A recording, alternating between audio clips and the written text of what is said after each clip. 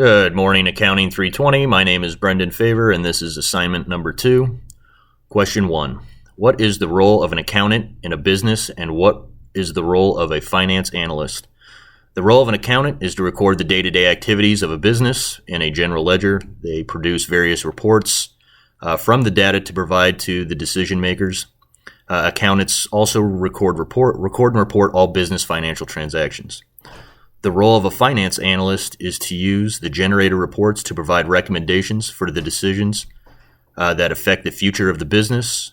Financial analysts manage the company's financial resources through cash management, bank relations, investments, and ensuring employees and bills are paid, while also investing cash. Financial analysts also safeguard assets of the company by properly accounting for them and monitoring their use. Question 2. How do these roles work together, and how do they oppose each other? These roles work together by relying on each other to ensure that financial records are complete and correct, so that the business can make financial decisions that will make the company thrive and grow. A way that they oppose each other is that accountants don't really hold any decision-making power. Accountants record business transactions that are generated from the recommendation of the financial analyst. If you had to pick which role would better suit your personality and why?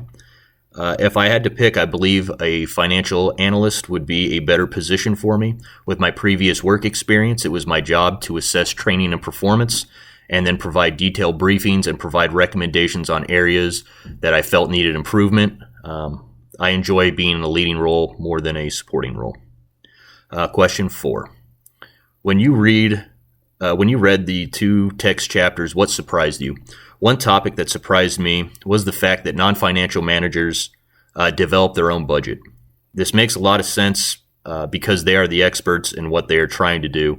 But I always thought that budgets were set by the accountants in business, and it was to set limits that different managers could not go over. So basically, the accountant would say, this is how much money we have, this is how much you have to use.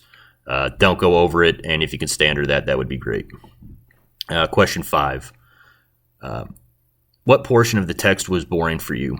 Reading from the textbook is not my preferred learning style. I find more value in listening to a lecture or doing something hands-on. So I found it, just about all the text, pretty boring. But with that said, the portion of the text that I found most boring to me was how it talked about all the different financial statements.